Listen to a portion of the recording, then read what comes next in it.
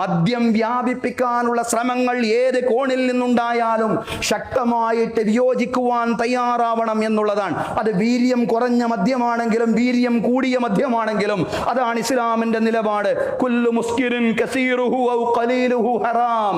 ലഹരിയുണ്ടാക്കുന്നത് അത് കുറഞ്ഞ അളവിലാണെങ്കിലും കൂടിയ അളവിലാണെങ്കിലും അത് നിഷിദ്ധമാണ്. അതുകൊണ്ട് നമ്മുടെ നിലപാട് വ്യക്തമാവണം എന്നുള്ളതാണ്. വിദ്യാഭ്യാസ രംഗത്തുള്ള നവഫാസിസ്റ്റ് അജണ്ടകൾക്ക് PM ശ്രീ പോലുള്ളവർക്ക് കീഴ്പ്പെടാനുള്ള ശ്രമങ്ങൾക്കെതിരിലും നാം ശക്തമായി വിയോജിക്കുകയും ജനാഭിപ്രായങ്ങൾ രൂപപ്പെടുത്തുകയും ചെയ്യണം എന്നുള്ളതാണ്. തീർച്ചയായും ജനങ്ങളുടെ ശക്തമായ വിയോജിപ്പുകളും പ്രതിഷേധങ്ങളുമെല്ലാം ഭരണകൂടങ്ങളെ ശരിയായ ദിശയിലേക്ക് നയിച്ചേക്കും. ഇനി ഭരണകൂടങ്ങൾ ശരിയായ ദിശയിലേക്ക് നയിക്കപ്പെടുന്നില്ല എങ്കിലും നമ്മുടെ വിയോജിപ്പുകൾ പാഴായി പോകുന്നില്ല. പവിത്രമായ മുഹറം മാസത്തിന്റെ ചരിത്ര വിവരണങ്ങളിലൂടെയാണ് നാം കടന്നു പോകുന്നത്.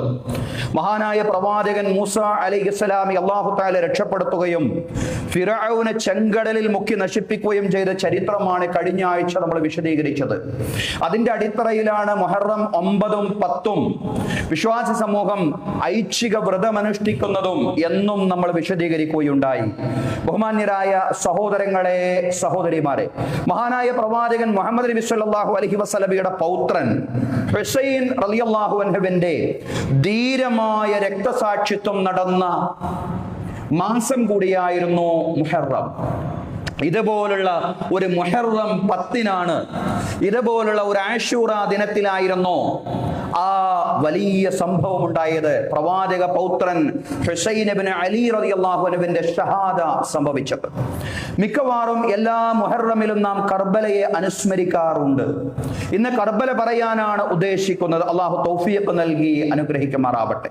കേവലം ചരിത്രം പറയുക എന്നതിനപ്പുറത്ത് അതിൽ നിന്നുള്ള പ്രചോദനങ്ങളും ആധുനികവും സമകാലികവുമായ പാഠങ്ങളും വേർതിരിച്ച് മനസ്സിലാക്കാനാണ് ഇത്തരം വിശദീകരണങ്ങൾ എന്നുകൂടി നമ്മൾ മനസ്സിലാക്കേണ്ടതുണ്ട്.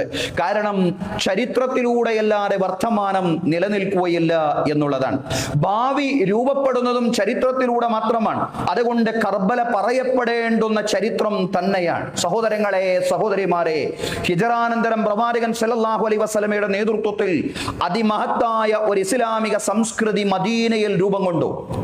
ജനാധിപത്യത്തിലും കൂടിയാലോചനയിലും അധിഷ്ഠിതമായ ലോകം കണ്ട ഏറ്റവും മനോഹരമായ സാമൂഹിക സംവിധാനമായിരുന്നു, സാമൂഹിക ഘടനയായിരുന്നു അത് എന്ന കാര്യത്തിൽ തർക്കമില്ല.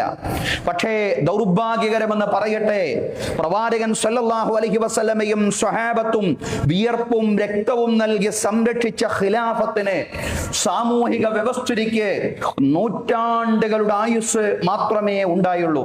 സയ്യിദുനാ അലി ഇബ്നു അബീ ത്വാലിബ് റളിയല്ലാഹു അൻഹുവിന്റെ പതിറ്റാണ്ടുകളുടെ ആയുസ് മാത്രമേ ഉണ്ടായുള്ളൂ എന്ന് പറയുന്നതാണ് പൂർണ്ണമായ ശരി. സയ്യിദുനാ അലി ഇബ്നു അബീ ത്വാലിബ് റളിയല്ലാഹു അൻഹുവിന്റെ ഖിലാഫത്തിന് ശേഷം കാര്യങ്ങൾ തകിടം മറിഞ്ഞു.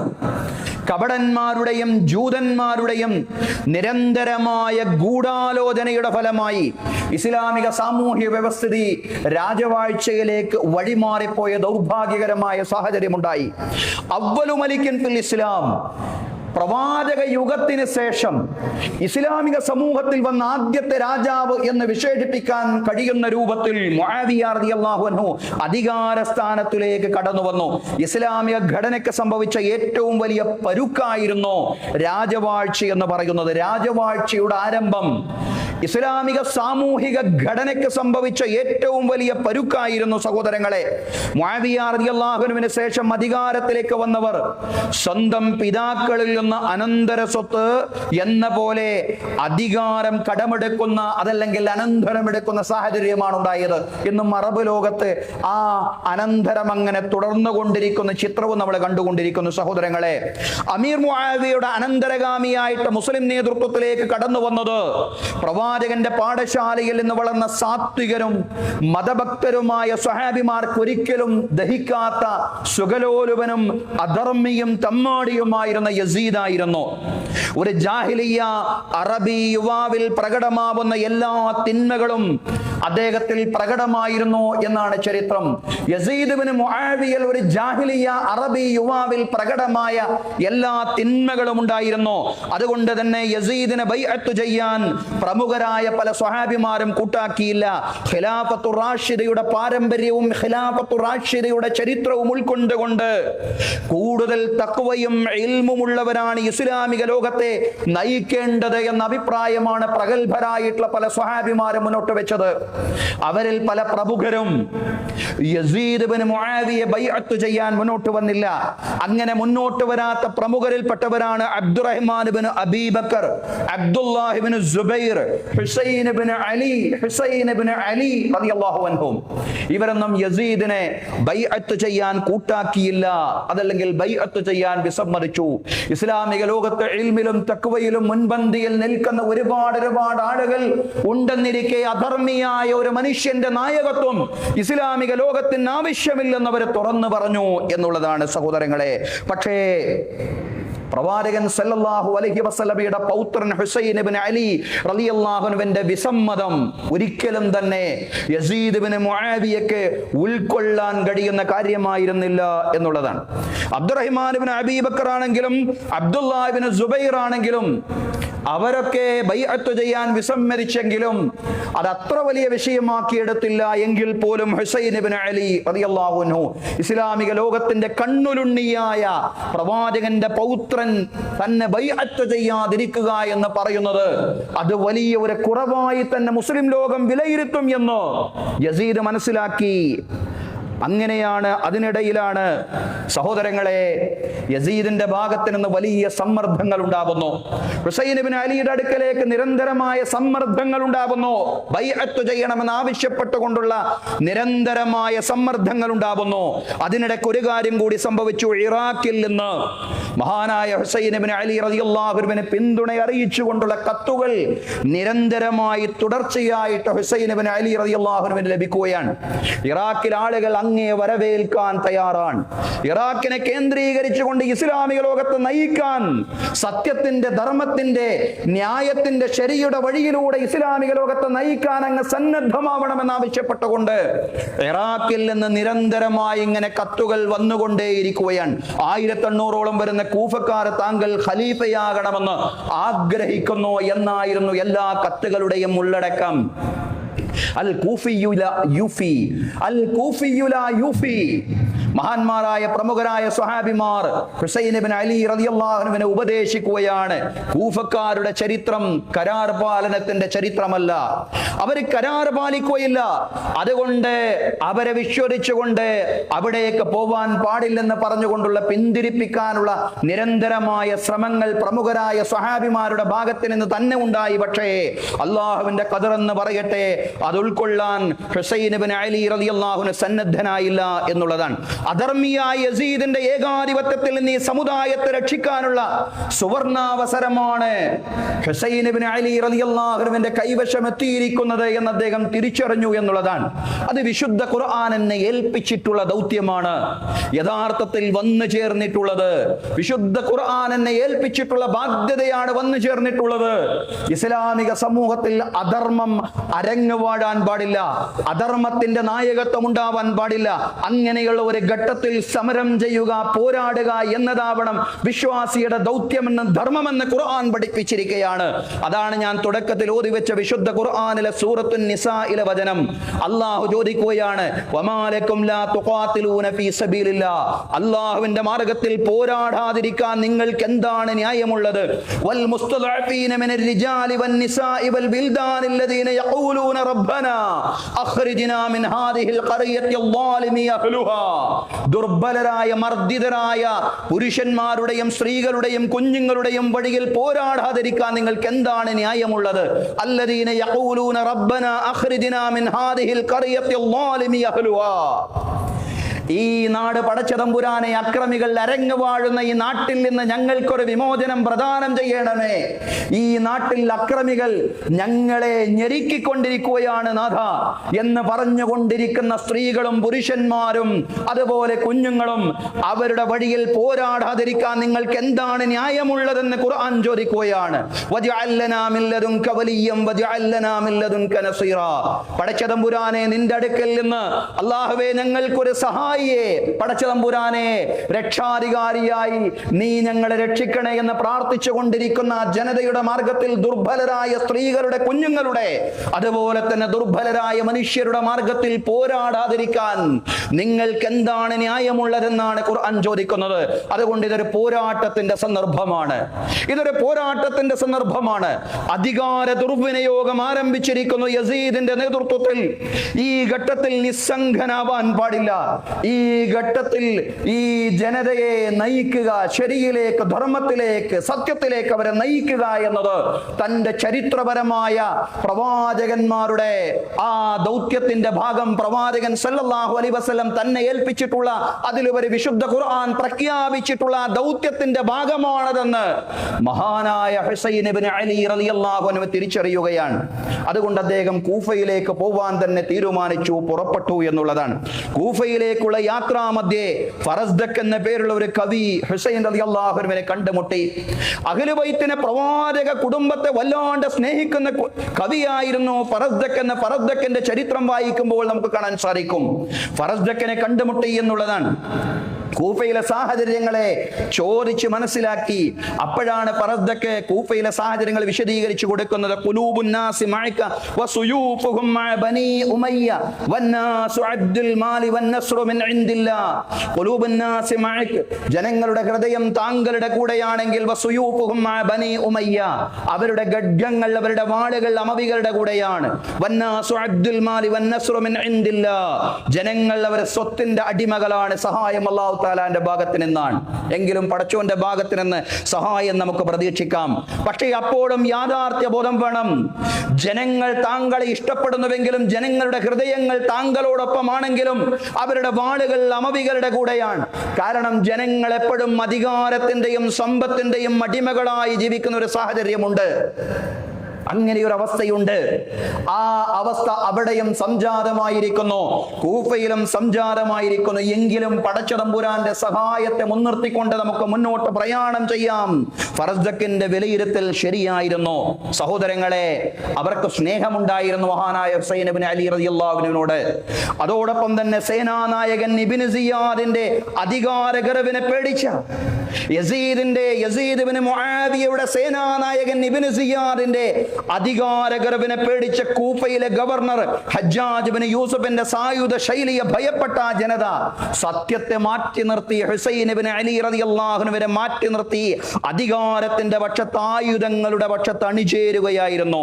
ഹുസൈൻ റളിയല്ലാഹു അൻഹു കർബല എന്ന പ്രദേശത്ത് എത്തുമ്പോൾ ഇബ്നു സിയാദ് നിയോഗിച്ച ഹിർർ ഇബ്നു യസീദ് ഹുസൈൻ റളിയല്ലാഹു അൻഹുവിനെ കണ്ടുമുട്ടുന്നുണ്ട്. അമവി സൈന്യത്തിന്റെ പോരാട്ടം താങ്കളെ മരണത്തിലേക്ക് നയിക്കും, അതുകൊണ്ട് പിന്മാറണം. യസീദിനെ ഇബ്നു സിയാദ് നിയോഗിച്ചതാണ്. യസീദിന്റെ സേനാനായകൻ ഇബ്നു സിയാദ് നിയോഗിച്ച ഇബ്നു യസീദ് പറയാണ്, താങ്കൾ പിന്മാറണം, താങ്കൾ മുന്നോട്ട് ഗമിക്കുന്നത് ശരിയല്ല, ഇത് മരണത്തിലേക്കുള്ള ഗമനമാണ്, അതുകൊണ്ട് പിന്മാറാൻ പറയുകയാണ്. ഈ ഘട്ടത്തിലാണ് ധീരനായിരുന്നു കൊണ്ട് ഹുസൈൻ ഇബ്നു അലി റളിയല്ലാഹു അൻഹു പാടുന്നത്, സഅംലി വമാ ബിൽ മൗതി ആറുൻ അലൽ ഫതാ ഇദാ മാ നബഹത്തൻ വജാഹദ മുസ്ലിമാ വആസർ റിജാലു സ്വാലിഹീന ബിനഫ്സിഹി വഫാറക ഖൗഫൻ അയ്യഈശ വയർഗമാ. മുന്നോട്ടെടുത്ത് വെച്ച കാല് പിന്നോട്ട് വെക്കുന്ന പ്രശ്നമില്ല.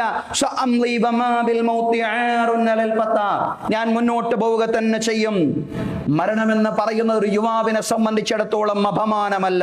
ഇദാ മാ നബഹത്തൻ വജാഹദ മുസ്ലിമാ, ശരിയെയാണ് അദ്ദേഹം ലക്ഷ്യം വെക്കുന്നതെങ്കിൽ, സത്യത്തെയും ധർമ്മത്തെയും നീതിയെയുമാണ് ഒരു യുവാവ് ലക്ഷ്യം വെക്കുന്നതെങ്കിൽ മരണം അപമാനമല്ല. വജാഹദ മുസ്ലിമാ, മുസ്ലിമായി പോരാടാനാണ് ഒരു ചെറുപ്പക്കാരന്റെ ലക്ഷ്യമെങ്കിൽ മരണം അപമാനമല്ല. അതുകൊണ്ട് എന്റെ മാതൃക നിങ്ങളുടെ വാക്കുകളല്ല.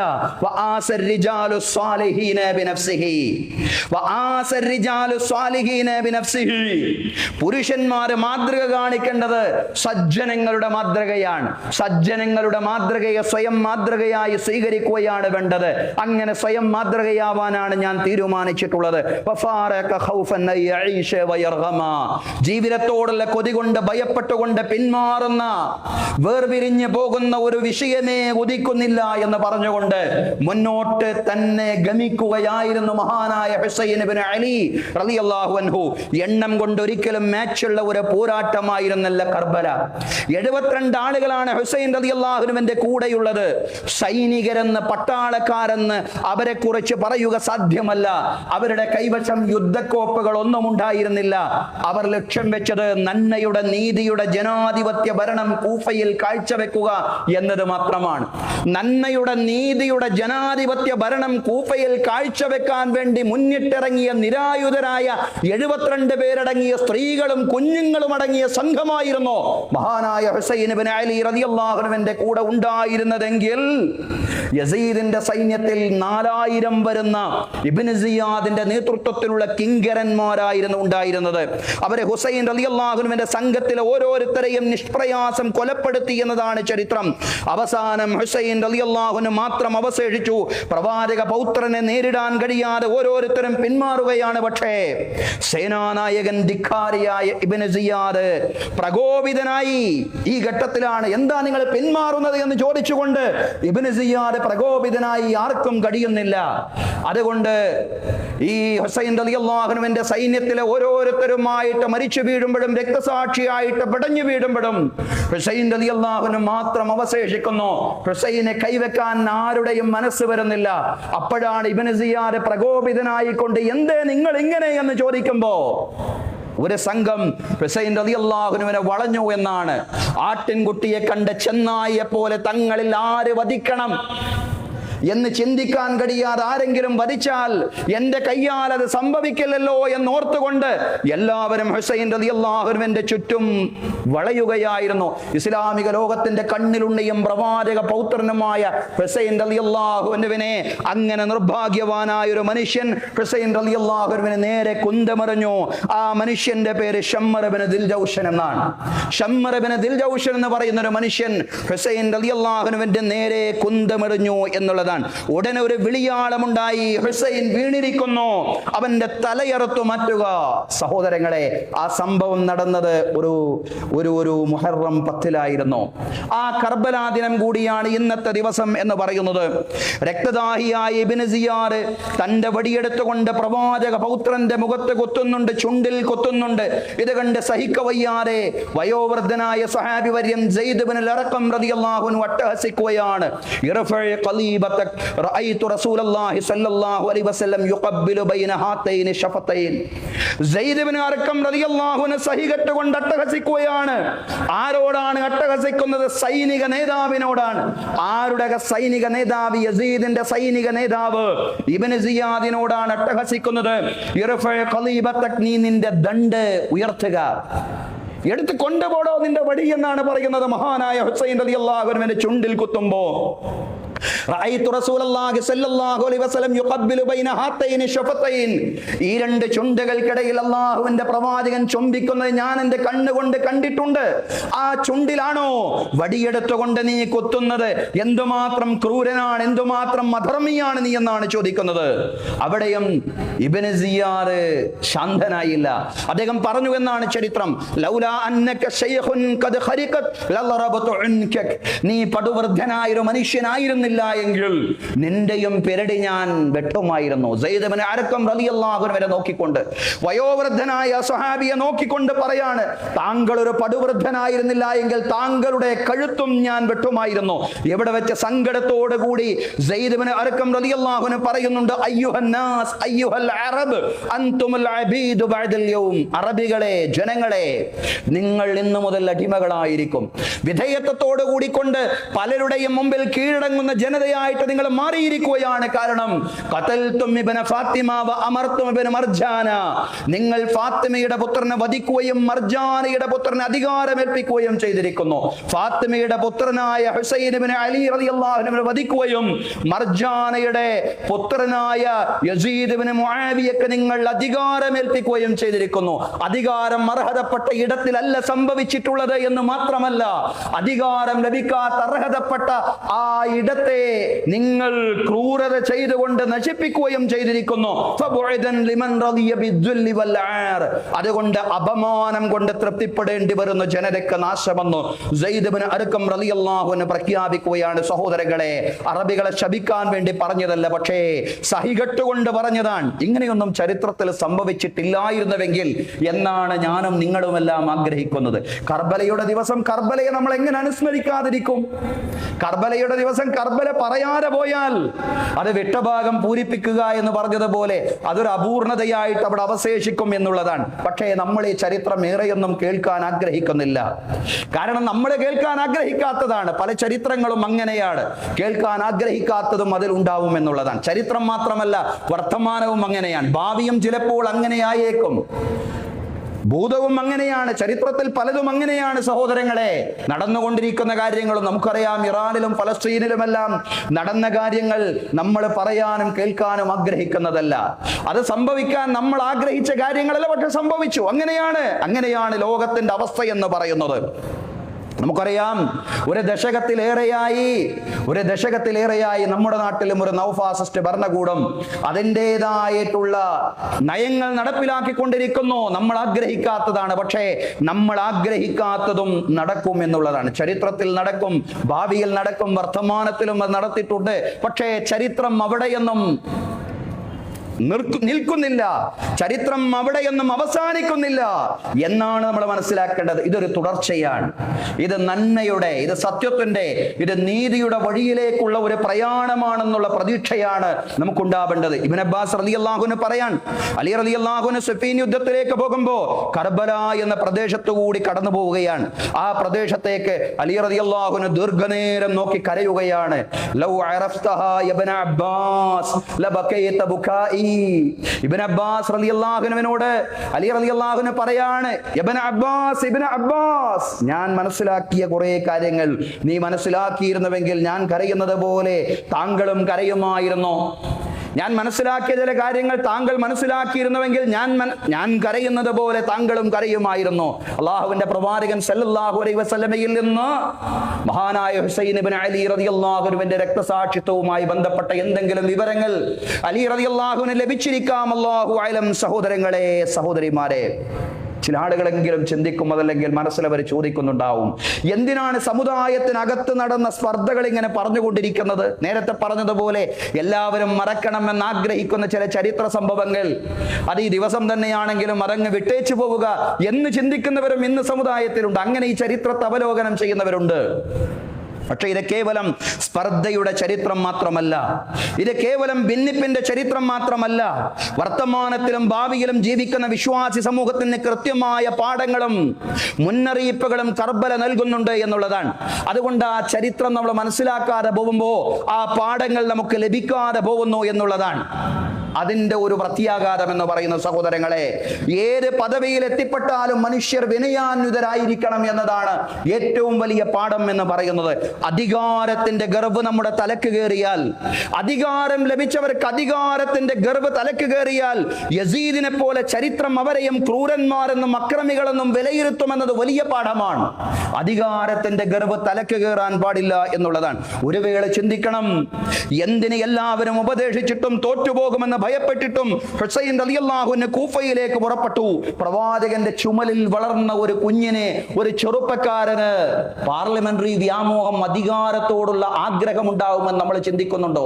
ഒരിക്കലുമില്ല.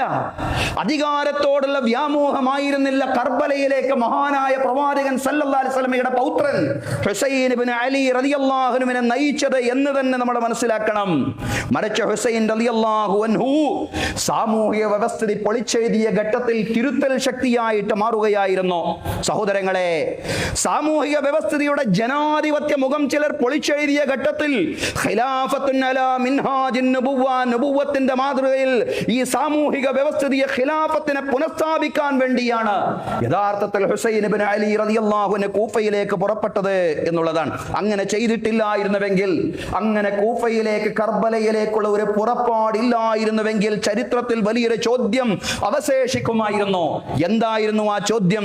ഈ അധികാര ദുർവിനിയോഗം ഇത്ര ഭീകരമായ അവസ്ഥയിലെത്തിയിട്ടും പ്രവാചക പൗത്രൻ എന്തുകൊണ്ട് നിശബ്ദനായി? ഈ അധികാര ദുർവിനിയോഗം എത്ര ഭീകരമായ അവസ്ഥയിലെത്തിയിട്ടും പ്രവാചക പൗത്രൻ ഹുസൈൻ ഇബ്നു അലി എന്തുകൊണ്ട് നിശബ്ദനായി എന്ന ചരിത്ര വിദ്യാർത്ഥിയുടെ ചോദ്യത്തിന് മറുപടിയില്ലാതായി പോകും എന്നുള്ളതാണ്.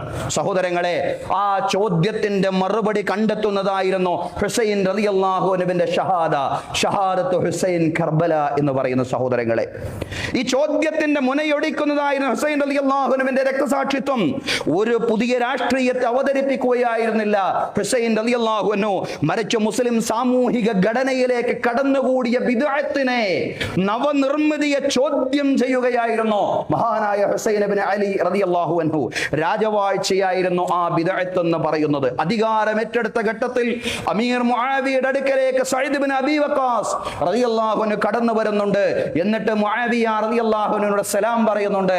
അസ്സലാമു അലൈക യാ അയ്യുഹൽ മലിക് എന്നാണ് സലാം പറഞ്ഞത്. രാജാവേ, നിങ്ങൾക്ക് സലാം. എന്താണ് താങ്കളിനെ അമീറുൽ മുഅ്മിനീൻ എന്ന് വിളിക്കാത്തത്? അപ്പോഴാണ് സഈദ് ഇബ്നു അബീ വഖാസ് റളിയല്ലാഹു അൻഹു പറഞ്ഞത്, കാരണം അമീറുൽ മുഅ്മിനീൻ എന്ന നാമകരണത്തിന് താങ്കൾ യോഗ്യനല്ലല്ലോ. താങ്കളെ തെരഞ്ഞെടുത്തത് വിശ്വാസി സമൂഹമല്ലല്ലോ. വിശ്വാസികളുടെ ഒന്നടങ്കമുള്ള ബൈഅത്തിന്റെ ഭാഗമായിട്ടോ അതല്ലെങ്കിൽ വിശ്വാസികളുടെ പ്രതിനിധികൾ ബൈഅത്ത് ചെയ്തതിന്റെ ഭാഗമായിട്ടോ അല്ലല്ലോ താങ്കളുടെ അധികാരാരോഹണം എന്ന് പറയുന്നത്. അബൂബക്കർ റളിയല്ലാഹു അൻഹുവിനെ ജനങ്ങൾ തെരഞ്ഞെടുത്തതായിരുന്നു. ഉമർ റളിയല്ലാഹു അൻഹുവിനെയും ജനങ്ങൾ തെരഞ്ഞെടുത്തതായിരുന്നു. ഉസ്മാൻ റളിയല്ലാഹു അൻഹുവിലേക്ക് അധികാരം കൈമാറ്റം ചെയ്യപ്പെടുന്നതിന്റെ മുന്നോടിയായി ഉമർ റളിയല്ലാഹു അൻഹു എല്ലാ മുസ്ലിങ്ങളെയും പ്രതിനിധീകരിക്കുന്ന 6 അംഗ സംഘത്തെ തെരഞ്ഞെടുക്കുന്നുണ്ട്. എന്തിന്? അടുത്ത ഭരണാധികാരിയെ തെരഞ്ഞെടുക്കാൻ. ഉസ്മാൻ റളിയല്ലാഹു അൻഹുവിനെ തെരഞ്ഞെടുക്കുന്നതിന്റെ മുന്നോടിയായിട്ട് ഉമർ റളിയല്ലാഹു അൻഹു ഒരു 6 അംഗ സംഘത്തെ നിർദ്ദേശിക്കുന്നുണ്ട്.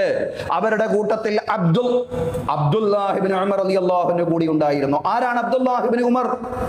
ഇസ്ലാമിക ലോകം കണ്ട, ചരിത്രം കണ്ട, എന്നല്ല സ്വഹാബിമാര് കണ്ട വലിയ പണ്ഡിതൻ, ഏറ്റവും വലിയ പണ്ഡിതൻ എന്ന് തന്നെ ഒരുപക്ഷേ നമുക്ക് വിശേഷിപ്പിക്കാൻ കഴിയുന്ന മഹാനായ ഇബ്നു അബ്ബാസ് റളിയല്ലാഹു അൻഹുവിനെ പോലെയുള്ള ഒരു സ്വഹാബി.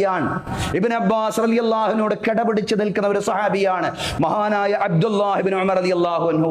6 അംഗ സംഘത്തിലേക്ക്, ഖലീഫയെ തെരഞ്ഞെടുക്കാനുള്ള 6 അംഗ സംഘത്തിലേക്ക് അബ്ദുല്ലാഹ് ഇബ്നു ഉമർ റളിയല്ലാഹു അൻഹുവിനെ നോമിനേറ്റ് ചെയ്യുമ്പോൾ മഹാനായ ഇബ്നു ഉമർ റളിയല്ലാഹു അൻഹു, രണ്ടാം ഖലീഫ ഉമർ റളിയല്ലാഹു അൻഹു പറയുന്ന ഒരു വാചകമുണ്ട്.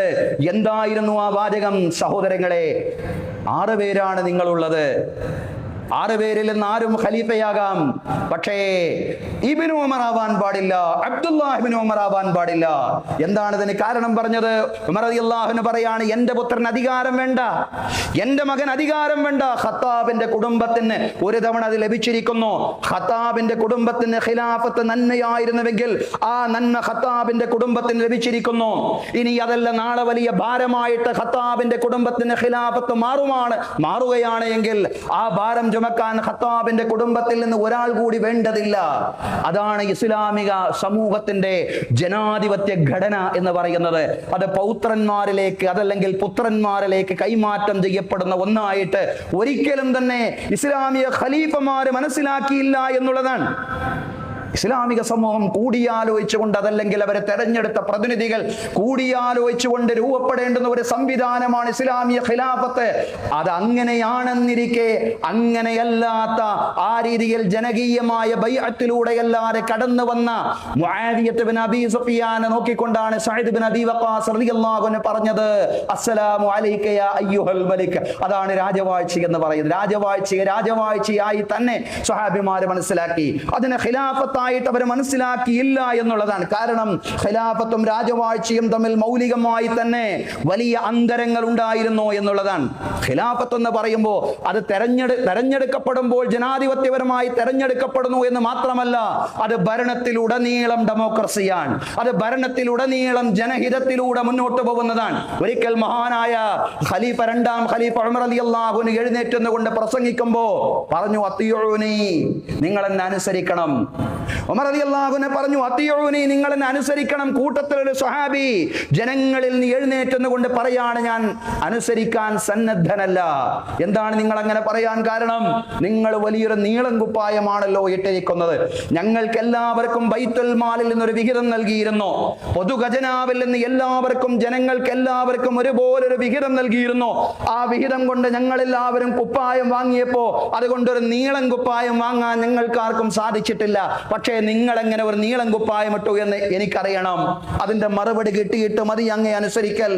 അപ്പോഴാണ് അബ്ദുല്ലാഹ് ഇബ്നു ഉമർ എഴുന്നേറ്റുകൊണ്ട് പറയുന്നത്, അബ്ദുല്ലാഹ് ഇബ്നു ഉമർ റളിയല്ലാഹു അൻഹു പറഞ്ഞു, വാപ്പയ്ക്കും നമുക്ക് കിട്ടിയ വിഹിതം മാത്രമേ ലഭിച്ചിട്ടുള്ളൂ. പക്ഷേ എനിക്ക് കിട്ടിയ വിഹിതം ഞാൻ വാപ്പയ്ക്ക് നൽകിയപ്പോഴാണ് വാപ്പയ്ക്ക് ഒരു നീളൻ കുപ്പായം തുന്നാൻ സാധിച്ചത്. അതോടെ ആ സ്വഹാബി ശാന്തനായി. ഇങ്ങനെ മഹാനായ ഉമർ റളിയല്ലാഹു അൻഹുവിനെ ചരിത്രത്തിൽ ചോദ്യം ചെയ്ത എത്രയോ രംഗങ്ങൾ നമുക്ക് കാണാൻ കഴിയും. അദ്ദേഹം പ്രസംഗിച്ചിരിക്കുന്നതിന്റെ ഇടയ്ക്ക് അദ്ദേഹത്തെ ചോദ്യം ചെയ്ത ജനാധിപത്യത്തിന്റെ ഉജ്ജ്വലമായ എത്രയോ രീതിശാസ്ത്രങ്ങൾ ഇസ്ലാമിക ചരിത്രത്തിൽ നിന്ന് നമുക്ക് പറയാൻ കഴിയും എന്നുള്ളതാണ്. എല്ലാ അർത്ഥത്തിലും സുതാര്യമാണ്. സാമ്പത്തിക സുതാര്യതയാണിത്. പൊതുഖജനാവ് സുതാര്യമായിരിക്കണം. പൊതുഖജനാവിൽ നിന്ന് ആളുകൾക്ക് സമ്പത്ത് ലഭിക്കുമ്പോ അത് സമത്വ രീതിയിൽ തന്നെ എല്ലാവർക്കും ഒരുപോലെ ലഭിച്ചിരിക്കണം എന്നുള്ളതാണ്. അർഹതപ്പെട്ട എല്ലാവർക്കും ഒരുപോലെ ലഭിച്ചിരിക്കണം എന്നുള്ള ആശയം. സഹോദരങ്ങളെ, അതെവിടെ നിന്ന് തുടങ്ങിയതാണ്? അത് ഉമർ റളിയല്ലാഹു അൻഹുവിൽ നിന്ന് തുടങ്ങിയതല്ല. അത് പ്രവാചകൻ സല്ലല്ലാഹു അലൈഹി വസല്ലമയിൽ നിന്ന് ആരംഭിച്ചതാണ്. അത് പ്രവാചകന്മാരിൽ നിന്ന് ആരംഭിച്ചതാണ്. മഹാനായ പ്രവാചകൻ സല്ലല്ലാഹു അലൈഹി വസല്ലം നടന്നു പോകുമ്പോ പൗത്രനായ ഹസൻ റളിയല്ലാഹു അൻഹുവിനെ കയ്യിൽ പിടിച്ചുകൊണ്ടാണ്, അദ്ദേഹത്തെ കൂടെ പിടിച്ചുകൊണ്ടാണ് നടന്നു പോകുന്ന റസൂലുള്ളാഹി സ്വല്ലല്ലാഹു അലൈഹി വസല്ലം അറിയാതെ ഹസൻ റളിയല്ലാഹു അൻഹു വഴിയിൽ നിന്നൊരു കാരക്ക എടുത്തുകൊണ്ട് വായിലേക്ക് വെക്കുമ്പോ റസൂലുള്ളാഹി അത് കണ്ടു, അത് ശ്രദ്ധിച്ചു. ഉടനെ റസൂലുള്ള പറയാണ്, നോക്കുകയാണ്, എന്താണ് ഹസന്റെ വായിൽ? എന്താണ്? കാരക്കയാണ്. അത് എവിടെ നിന്ന് കിട്ടിയ കാരക്കയാണ്? ഇത് എന്ത് കാരക്കയാണ്? ഇത് സ്വതക്കയാണോ സകാത്താണോ എന്ന് അറിഞ്ഞുകൂടാ. അതുകൊണ്ട് ഛർദിപ്പിക്കുകയാണ്. ആ പൗത്രന്റെ വായിൽ കൈയിട്ടുകൊണ്ട് ഛർദിക്ക്, നിനക്കറിയില്ലേ നമ്മൾ പ്രവാചക കുടുംബം ദാനധർമ്മങ്ങൾ ഭക്ഷിക്കുകയില്ലെന്ന്. ആളുകൾ വല്ല ഗിഫ്റ്റും നൽകി കഴിഞ്ഞാൽ അത് ഭക്ഷിക്കാം. ഹദിയെ പ്രവാചക കുടുംബത്തിനുള്ള സദക്കയില്ല എന്നതാണ് കർമ്മശാസ്ത്രം എന്ന് പറയുന്നത്. സദക്കയോ സകാത്തോ പ്രവാചക കുടുംബത്തിനില്ല എന്നുള്ളതാണ്. ഹദിയ മാത്രമേ അവർക്ക് സ്വീകരിക്കാൻ പാടുള്ളൂ. പക്ഷേ അറിഞ്ഞുകൂടല്ലോ ഇതെന്താണ്, ഇതേത് സ്വത്തിൽ നിന്നുള്ളതാണെന്ന്. അതുകൊണ്ട് ഛർദിപ്പിക്കുകയാണ്. ഇസ്ലാമിക സാമ്പത്തിക വ്യവസ്ഥിതി അതിനു മാത്രം സുതാര്യമായിരുന്നു പ്രവാചകന്റെ കാലഘട്ടത്തിലും ഖിലാഫത്തു റാഷിദയുടെ കാലഘട്ടത്തിലും. ഇസ്ലാമിക സാമ്പത്തിക വ്യവസ്ഥിതിയെങ്കിൽ യസീദിന്റെ കാലഘട്ടമാകുമ്പോ യസീദിന്റെ സ്തുതിപാഠകർക്കും റാൻമൂളികൾക്കും രമ്യഹർമ്മങ്ങൾ നിർമ്മിക്കാൻ കൊട്ടാരങ്ങളും ഹരിത കൊട്ടാരങ്ങളും പണിയാൻ വേണ്ടി ഇസ്ലാമിലെ പൊതുഖജനാവ് ദുരുപയോഗം ചെയ്യുന്ന സാഹചര്യമുണ്ടായി. സഹോദരങ്ങളെ, അതായിരുന്നു മാറ്റം എന്ന് പറയുന്നത്. അതുപോലെ ചരിത്രം നമുക്കറിയാം. എന്താ ഖുർആൻ പറഞ്ഞത്? അംറുഹും ശൂറാ ബൈനഹും. അവരുടെ കാര്യത്തിൽ അവർക്കിടയിൽ കൂടിയാലോചിച്ചുകൊണ്ടാണ് നിങ്ങൾ തീരുമാനിക്കേണ്ടത്. ഒരു തീരുമാനമുണ്ടാവേണ്ടത് ജനങ്ങളുടെ കൂടിയാലോചന പ്രകാരമാണ്. ഇസ്ലാമിക ചരിത്രത്തിൽ ഖിലാഫത്തു റാഷിദയുടെ കാലഘട്ടത്തിലെ രീതി എന്ന് പറയുന്നത് പാണ്ഡിത്യവും തഖ്വയുമുള്ള സ്വഹാബിമാരോട് കൂടിയാലോചിക്കുക എന്നുള്ളതായിരുന്നു. പാണ്ഡിത്യവും തഖ്വയുമുള്ള സ്വഹാബിമാര് ജീവിച്ചിരിക്കുമ്പോൾ തന്നെ അവരോടൊന്നും കൂടിയാലോചിക്കാതെ ഹജ്ജാജ് ബിൻ യൂസഫിനെ പോലുള്ള മർക്കടമുഷ്ടിക്കാരായ ഗവർണർമാരെ ഉപയോഗിച്ചുകൊണ്ട് ഏകാധിപത്യപരമായ സ്വേച്ഛാധിപത്യപരമായ തീരുമാനങ്ങൾക്ക് ജനങ്ങളെ കീഴ്പ്പെടുത്താൻ യസീദ് ശ്രമിച്ചു എന്നുള്ളതാണ്. കൂഫയിൽ ഒരുമിച്ച് കൂടിയ 10,000 മുമ്പിൽ ഹജ്ജാജ് നടത്തിയ പ്രകോപനപരമായ പ്രസംഗം അദ്ദേഹത്തിന്റെ അഹങ്കാരത്തിന്റെ ആഴമാണ് സൂചിപ്പിക്കുന്നത്. അയ്യുഹന്നാസ് എന്നീ ലഅറാ റഊസൻ ഖദ് ഐനഅത്. ജനങ്ങളെ, നിശ്ചയം പാകമായ ചില തലകൾ ഞാൻ കാണുന്നു. ബൈഅത്ത് ചെയ്യാത്ത യസീദിനെ ബൈഅത്ത് ചെയ്യാത്ത ജനങ്ങളോട് പ്രകോപിതനായി ഹജ്ജാജ് പറയാണ്, പാകമാവാത്ത ചില തലകളെ ഞാൻ കാണുന്നുണ്ട്. വഹാന ഖിതാഫുഹാ വഇന്നീ ലസാഹിബാ. അതിനെ പറിച്ചെടുക്കാൻ അടുത്തിരിക്കുന്നു. നിങ്ങൾ ബൈഅത്ത് ചെയ്യുന്നില്ല എങ്കിൽ അതിനെ പറിച്ചെടുക്കുന്നയാൾ ഞാൻ തന്നെ ആയിരിക്കുമെന്ന പ്രകോപനപരമായ രീതിയിൽ നിരന്തരമായി പ്രസംഗിക്കുന്നു വിയോജിക്കുകയാണ്. സഹോദരങ്ങളെ, ഇത്തരം വഷളായൊരവസ്ഥയിലേക്ക് ഭരണ സംവിധാനം വ്യതിചലിച്ചപ്പോ 3 വഴികളായിരുന്നു പ്രവാചക പൗത്രൻ ഹുസൈൻ ഇബ്നു അലി റളിയല്ലാഹു അൻഹുവിന്റെ മുമ്പിൽ ഉണ്ടായിരുന്നത്.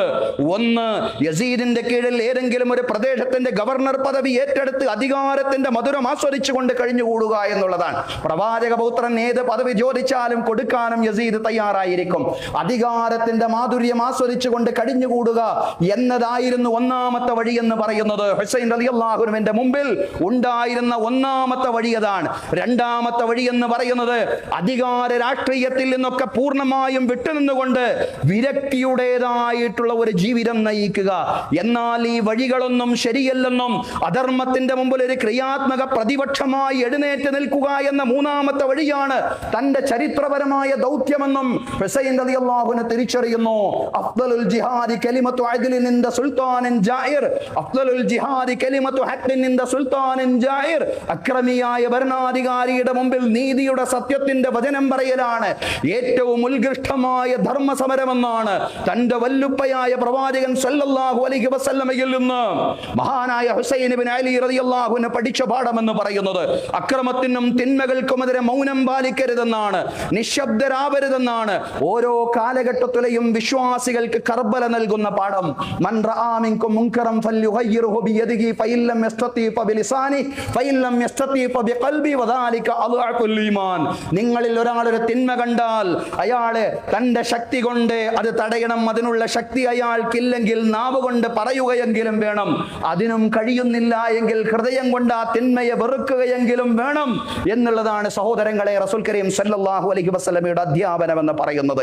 നന്മകളെ അംഗീകരിച്ചു കൊണ്ട് തന്നെ തിന്മകൾക്കെതിരെ പോരാടുക എന്നുള്ളതാണ്. അതല്ലെങ്കിൽ വിയോജിപ്പുകൾ ശക്തമായി രേഖപ്പെടുത്തുക എന്നതാവണം വിശ്വാസിയുടെ നയവും സമീപനവും. നന്മകൾ അംഗീകരിച്ചുകൊണ്ട് തന്നെ വിയോജിപ്പുകൾ രേഖപ്പെടുത്തേണ്ടിടത്ത് രേഖപ്പെടുത്തുക എന്നതാവണം വിശ്വാസിയുടെ സമീപനം. സഹോദരങ്ങളെ, സഹോദരിമാരെ, ലഹരിക്കെതിരെയുള്ള ഓപ്പറേഷനുകൾ ശക്തമായിട്ട് പിന്തുണയ്ക്കേണ്ടതാണ്. ഇന്ന് അന്താരാഷ്ട്ര ലഹരി വിരുദ്ധ ദിനമാണ്. ലഹരിക്കെതിരെയുള്ള ഓപ്പറേഷനുകൾ ശക്തമായിട്ട് പിന്തുണയ്ക്കേണ്ടതാണ്. കാരണം ലഹരി മാഫിയകളുടെ മായാവലയത്തിൽ നിന്ന് നമ്മുടെ യുവതലമുറയെ രക്ഷപ്പെടുത്തുക എന്നുള്ളത് നമ്മുടെ എല്ലാം സാമൂഹിക ബാധ്യതയാണ്. അതിനെ നമ്മൾ ശക്തമായിട്ട് പിന്തുണയ്ക്കുമ്പോഴും മദ്യം വ്യാപിപ്പിക്കാനുള്ള ശ്രമങ്ങൾ ഏത് കോണിൽ നിന്നുണ്ടായാലും ശക്തമായിട്ട് വിയോജിക്കുവാൻ തയ്യാറാവണം എന്നുള്ളതാണ്. അത് വീര്യം കുറഞ്ഞ മദ്യമാണെങ്കിലും വീര്യം കൂടിയ മദ്യമാണെങ്കിലും അതാണ് ഇസ്ലാമിന്റെ നിലപാട്. കുല്ലു മുസ്കിരിൻ കസീറുഹു ഔ ഖലീലുഹു ഹറാം. ലഹരി ഉണ്ടാക്കുന്നത് അത് കുറഞ്ഞ അളവിലാണെങ്കിലും കൂടിയ അളവിലാണെങ്കിലും അത് നിഷിദ്ധമാണ്. അതുകൊണ്ട് നമ്മുടെ നിലപാട് വ്യക്തമാവണം എന്നുള്ളതാണ്. വിദ്യാഭ്യാസ രംഗത്തുള്ള നവഫാസിസ്റ്റ് അജണ്ടകൾക്ക് PM ശ്രീ പോലുള്ളവർക്ക് കീഴ്പ്പെടാനുള്ള ശ്രമങ്ങൾക്കെതിരിലും നാം ശക്തമായി വിയോജിക്കുകയും ജനാഭിപ്രായങ്ങൾ രൂപപ്പെടുത്തുകയും ചെയ്യണം എന്നുള്ളതാണ്. തീർച്ചയായും ജനങ്ങളുടെ ശക്തമായ വിയോജിപ്പുകളും പ്രതിഷേധങ്ങളുമെല്ലാം ഭരണകൂടങ്ങളെ ശരിയായ ദിശയിലേക്ക് നയിച്ചേക്കും. ഇനി ഭരണകൂടങ്ങൾ ശരിയായ ദിശയിലേക്ക് നയിക്കപ്പെടുന്നില്ല എങ്കിലും നമ്മുടെ വിയോജിപ്പുകൾ പാഴായി പോകുന്നില്ല. കാരണം നമുക്ക് റബ്ബിന്റെ മുമ്പിൽ മറുപടി ഉണ്ടാവണം. എന്തുകൊണ്ട് നീ നിശബ്ദനായി എന്ന് ചോദിക്കേണ്ടുന്ന അതല്ലെങ്കിൽ ആ ഒരു ചോദ്യം നമുക്കിടയിലേക്ക് നാളെ വരുന്ന ഒരവസ്ഥ ഉണ്ടാവാൻ പാടില്ല. അതുകൊണ്ട് മഗ്ദിറത്തൻ ഇലാ റബ്ബിക്കും ഖുർആൻ പറയുന്നുണ്ട്, നിങ്ങളുടെ രക്ഷിതാവിന്റെ അടുക്കൽ നിങ്ങൾക്ക് കാരണം ബോധിപ്പിക്കേണ്ടതുണ്ട്. ഞാൻ ആ ദൗത്യം നിർവഹിച്ചിട്ടുണ്ട്, എന്റെ ചുമതല ഞാൻ നിർവഹിച്ചിട്ടുണ്ട് എന്ന് എന്റെ രക്ഷിതാവിന്റെ അടുക്കൽ പറയാൻ എനിക്ക് സാധ്യമാവണം എന്നുള്ളതാണ്. അങ്ങനെ പറയാൻ കഴിയുന്നതാവണം നിന്റെ ജീവിതമെന്നാണ് കർബല നമ്മെ പഠിപ്പിക്കുന്നത്. തിന്മയ്ക്കും അധർമ്മത്തിനും അസത്യത്തിനും അനീതിക്കും അധികാര ദുർവിനിയോഗത്തിനും കീഴ്പ്പെടാതെ ഭൗതികമായ ലാഭനഷ്ടങ്ങൾ ഭയപ്പെടാതെ മനുഷ്യ നന്മയും പരലോക മോക്ഷവും ലക്ഷ്യമാക്കി പോരാടുക എന്ന പാഠമാണ് കർബല ആത്യന്തികമായിട്ട് നൽകുന്ന. സഹോദരങ്ങളെ, ചരിത്രത്തിൽ നിന്ന് പാഠം ഉൾക്കൊള്ളാൻ നാഥൻ നമുക്കെല്ലാവർക്കും തൗഫീഖ് നൽകി അനുഗ്രഹിക്കുമാറാവട്ടെ. അഖൂലു ഖൗലി ഹാദാ വഅസ്തഗ്ഫിറുല്ലാഹ ലീ വലക്കും. ഇന്നല്ലാഹ വമലായികതഹു യുസല്ലൂന അലൻ നബി യാ അയ്യുഹല്ലദീന ആമനൂ സ്വല്ലൂ അലൈഹി വസല്ലിമൂ തസ്ലീമാ.